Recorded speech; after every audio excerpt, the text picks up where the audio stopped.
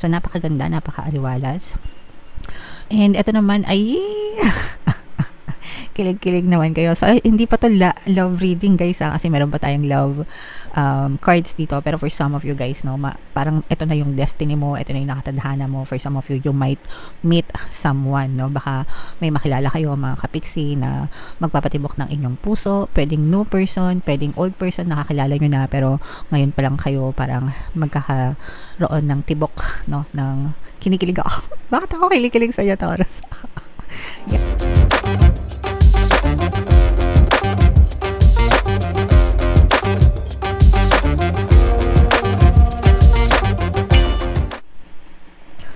Hello guys, hello Taurus, welcome back to Pinoy Pixie Tarot. Ang pamagat ng episode natin for tonight is OOTM, Oracle of the Month, para ngayong March, para sa Taurus, Sun, Moon, Rising, Sign, and Venus. Meron tayong tatlong set ng decks dito guys. Ito yung para sa spiritual message nyo, ito yung para sa life messages, and ito naman yung para sa love life. So, kung ano na lang yung makaresonate sa inyo guys, take that message. Hindi lahat magre-resonate, okay? So, unahin natin tong spiritual message, mga kapiksi. No, okay? Wait, postpone, pause, say no. So, yung isang zodiac sign, yes. Hindi ko matandaan kung ano. Tapos kayo, no. So, but it's okay mga kapiksi, no? Kasi minsan meron tayong mga lingering feelings, di ba? Meron tayong gustong gawin, pero parang nagugulumihanan tayo, hindi tayo desidido, parang hindi pa tayo komportable sa pagdedesisyon natin. So, sa mga ganong pagkakataon, let's say for example, meron kayong kailangan pagdesisyonan. Kung feeling nyo, komportable naman kayo, wala man kayong problema, okay na okay kayo, then by all means, go, no? Say yes. Pero, if may mga pag-aagam-agam kayo, kumbaga parang indecisive pa, nalilito pa, there's a lot of confusion, feeling nyo hindi pa kayo handa, feeling nyo marami pa kayong kailangan malaman or marami pa kayong kailangan alamin, yes, so ito yung message sa'yo. By all means, say no mga kapiksi. So mag-antay muna kayo, i-postpone nyo muna ng konti, i-delay nyo muna ng konti mga kapiksi. Take your time, kumbaga wag magpadalos-dalos sa pagdidesisyon. And of course guys, kailangan sabayan ng prayers, okay? Sabayan ng prayers, and para humingi kayo ng tulong sa inyong mga gabay.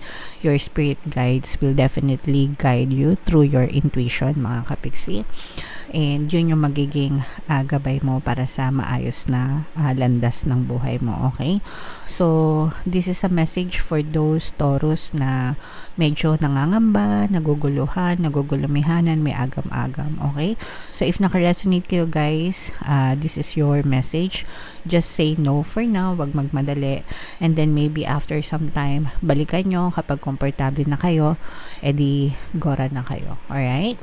Okay, so comment down below, Taurus, if feeling nyo naka-resonate kayo dyan. Tingnan naman natin yung live messages for you guys, para sa Taurus. Habang sinashuffle ko to, panoorin nyo muna yung video natin regarding sa ating paano mag-manifest ng abundance video course. Kapiksi, sawa ka na ba sa mga struggles at hirap sa buhay mo? Masipag ka ba at masikap sa buhay ngunit hindi ka pa rin umaasenso? Ilang beses ka na bang nag-attempt mag-negosyo at mag-invest pero palagi ka pa rin nalulugi? Sa pagkakataon na ito ay maaaring may subconscious beliefs ka na nagiging balakid sa iyong pag-unlad at pagyaman. Introducing, paano mag-manifest ng abundance video course. Dito ay matututunan mong ma-overcome ang mga balakid mo para tuluyan ka ng umunlad, umasenso, sumagana, maging matagumpay, successful at maswerte sa iyong kabuhayan, pera, trabaho, negosyo, salapi at kaperahan ng bonggang-bongga. Dali, mag-send na ng email sa pinoypixie@gmail.com at simulan na ang iyong pagyaman ngayon. Alright, so sa lahat ng gusto mag-avail ng course guys, yung promo natin ngayong February, no? Meron kayong free 3-in-1, pampaswerte sa subliminal, pampaswerte sa buhay, sa pera, at saka sa love life. Kapag nag-avail na kayo ng course, so mag-avail na kayo mga kapiksi. And napakaganda, grabe, ng ating mga live messages for you, Taurus. We have summer and we have fated meeting. Itong card na to guys, dalawa ito.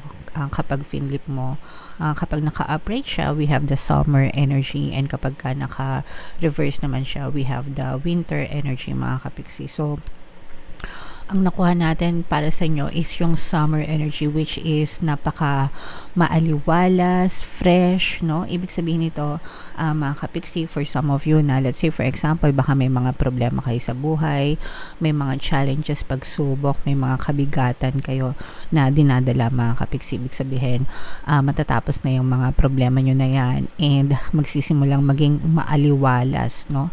Yung inyong kapalaran, mga kapiksi. And ito yung the best time para sa inyo guys, no, to take action kasi 'di ba parang mga langgam guys, 'di ba, yung mga langgam tuwing tag-init, no, doon mo sila makikita na naglalabasan, kumukuha ng mga pagkain nila, nag-iimpok ng mga pagkain nila. Kasi kapag tag-ulan, 'di ba, kumbaga parang hinahanda nila yung sarili nila pag tag-ulan. Syempre hindi sila makakalabas, very risky yun sa kanila, so kaya sila nag-iimbak ng pagkain. So the analogy is the same for you, Taurus. Kumbaga habang malakas ka pa ngayon, habang maaliwalas yung energy mo ngayon, habang maganda yung energy mo ngayon guys, no, i-focus mo ng i-focus yung attention mo, yung energy mo sa mga bagay na gusto mo, sa mga desires mo, sa mga dreams mo, mga pangarap mo, anything that you want to have in your life, mga kapiksi, para ma-push out siya sa inyong physical reality, okay? And hanggang kaya nyo, 'di ba? Hanggang may paraan, kumilos kayo ng kumilos para sa kasaganaan nyo, kaligayahan nyo, para sa mga biyaya, para sa magandang kalusugan, 'di ba? Syempre, yung kalusugan dapat inaalagaan din natin yan. Hindi yung inaantay pa nating tumanda tayo. Tsaka natin alagaan yung kalusugan natin. So, lahat guys ng pwede nyong gawin, gawin nyo na right now, habang malakas pa kayo, habang may pagkakataon pa kayo. And eventually guys, yung mga bunga ng pinagsisikapan nyo ngayon, aanihin nyo din yan in the future, mga kapiksi. Alright? So, napakaganda, napakaaliwalas. And ito naman ay kilig-kilig naman kayo. So, hindi pa to love reading guys, kasi meron pa tayong love cards dito. Pero for some of you guys, no, parang ito na yung destiny mo, ito na yung nakatadhana mo. For some of you, you might meet someone, no? Baka may makilala kayo, mga kapiksi, na magpapatibok ng inyong puso. Pwedeng new person, pwedeng old person, nakakilala nyo na, pero ngayon pa lang kayo parang magkakaroon ng tibok, no, ng kinikilig ako. Bakit ako kinikilig sa'yo, Taurus? Yeah, so maaari, grabe yung kilig ko sa'yo, Taurus. Wait lang, kalmahin ko lang yung sarili ko. So, parang ganun, kung nararamdaman nyo yung kilig ko, Taurus, para sa inyo, I'm sure mas kikiligin kayo kapag nakilala nyo tong the one para sa inyo. Okay? And kung kayo naman, ay may mga current specific person na, Taurus, no? Maaaring pakiligin kayo ng person nyo. Kumbaga parang maaaring siya na talaga yung the one para sa inyo. Okay? So yeah guys, ito i-mind nyo na, hindi ko mapigilan na kilig ko sa'yo, Taurus. Gabi.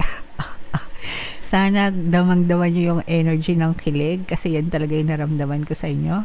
So eto guys, i-mind nyo na to sa comment section. Maaliwalas na buhay, maaliwan na buhay, punong-puno ng biyaya, at saka itong nakatadhana, no, the one, fated meeting, yan. So i-mind nyo na sa comment section, mga kapiksi.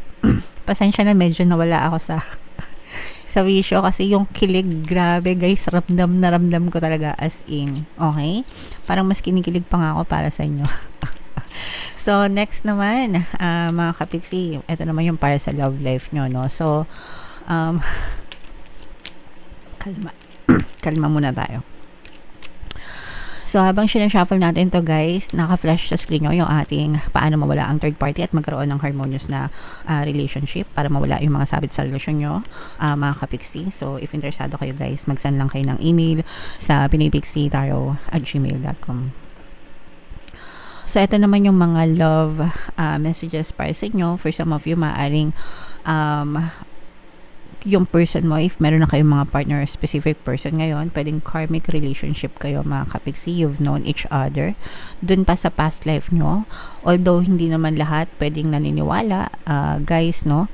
But when we say karmic relationship, kasi ibig sabihin nun sa past life nyo, maaring nagkarelasyon na kayo ng person mo, okay? And then do sa past life nyo, parang nagkaroon ng hindi magagandang circumstances, tapos hindi kayo nagkapatawaran, ganyan, and you're fated to meet again this lifetime para maulit yung story, no? It's either maulit yung story in reverse or the story itself, mga kapiksi. Okay? So, you will feel if it's karmic connection.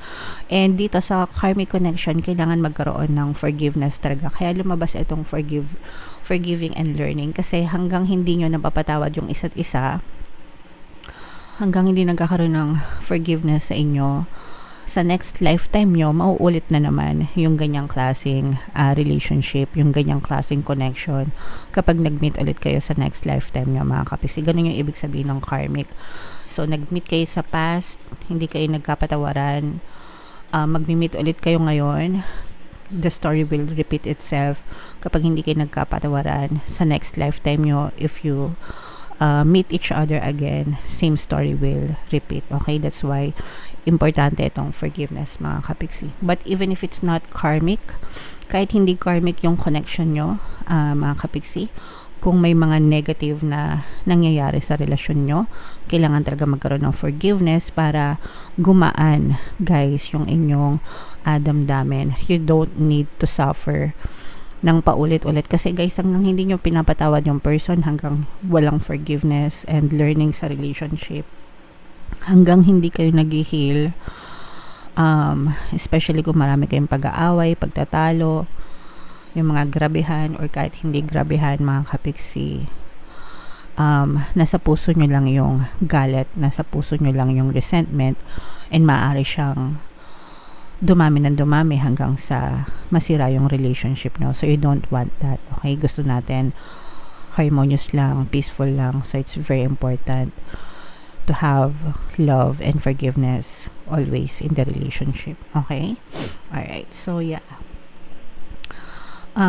Comment down below, guys, no, if naka-resonate kayo dyan sa mga readings na yan. And kung saang message ba kayo naka-resonate, guys. Dito ba sa spiritual, dito ba sa life messages, or dito ba sa love life? Comment down below, mga kapiksi. For more tarot readings para sa Taurus, ito yung playlist nyo. Ito naman yung ating success stories ng paano mag-manifest ng abundance video course. Click here to subscribe, guys. Ito yung ating mga pampaswerte subliminals. Thank you for liking, sharing, and subscribing. See you again next time. I love you all, mga kapiksi. Have a nice day. Bye-bye.